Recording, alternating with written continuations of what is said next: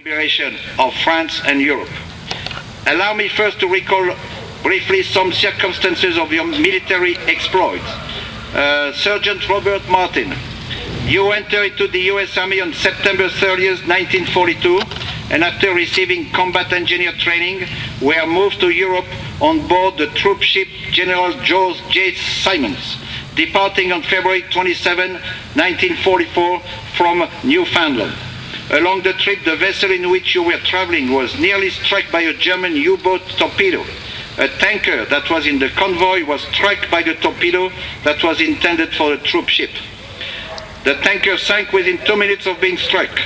After stops and readiness, preparation, exercises in Scotland and England, your unit, the 208th Engineers Combat Battalion, landed on Utah Beach in Normandy and immediately began their combat support operations. Just outside Saint-Jean-de-Dey, the vehicle that you were traveling in was strafed by a German fighter plane. You dove from the vehicle just as it was hit by bullets. You were injured in your right forearm by shrapnel flying off the bullets as they struck the truck.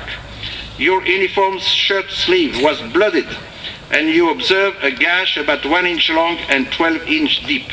But you decided not to report the cut to your commander, and thus you were never awarded a Purple Heart.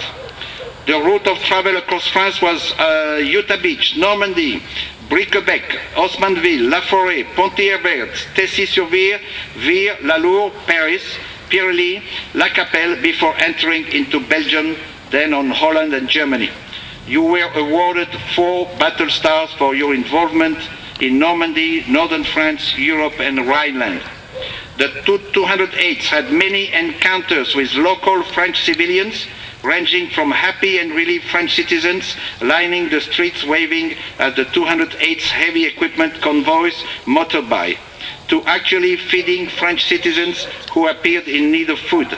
The work that these engineers performed also directly supported transportation, reconstruction, and aided in reconstruction of France by building roads and bridges, clearing streets of debris from fallen buildings, and repairing holes associated with bombing and shelling.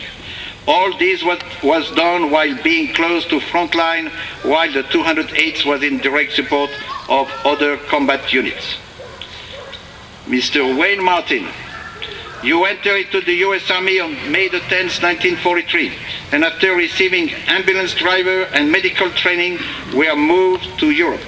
After readiness preparation exercises in England, your unit, the 60th Field Hospital, landed in Normandy in support of the U.S. Third Army, immediately beginning their combat support operations. Their first combat action was the Battle of Falaise Gap, which resulted in tens of thousands of German soldiers being killed or captured. The 60th Field Hospital route of travel across France was Normandy, Montreuil, Marigny, Vigneault, Beaumont, Cercueil, Etienneville, Vic-sur-Seille, Douys, Château-Bonnefontaine, Ormingen, and so on. Then you went to the Battle of the Bulge and Bastogne, Belgium. Then you moved to Luxembourg, Germany, and finally into Austria. You were awarded 5 battle stars for your involvement in Normandy, northern France, Ardennes, Central Europe, and Rhineland.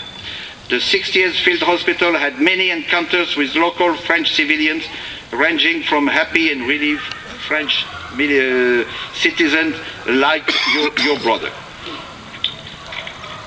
Sergeant Robert Martin and Mr. Wayne Martin, you have served on the French soil with honor, merit, and personal sacrifice. You were leaders.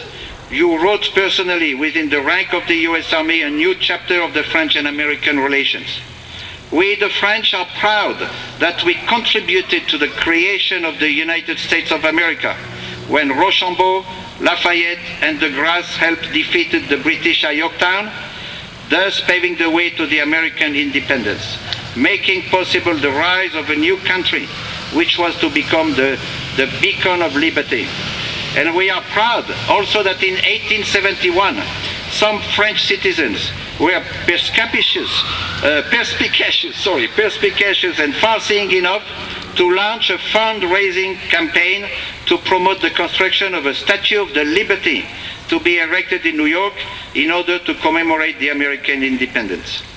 We, the French, know that the liberation of France and Europe began when the Allied armies landed on the beaches of Normandy, when the American and other allies rushed amid the crossfire and climbed these deadly cliffs.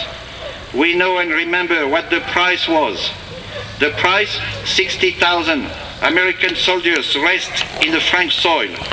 They gave their lives for a country which was not theirs, but for an idea that was theirs and ours, freedom.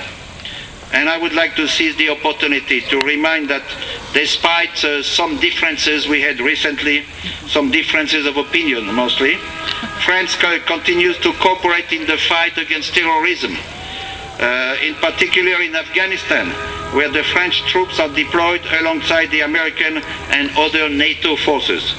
France has been the staunchest and oldest ally of the United States. I know it may seem anecdotic, but France is the only major European country which has never been at war against the United States. We share the same hope for liberty, equality, and fraternity. And I will conclude by saying that we were here to help you start your country.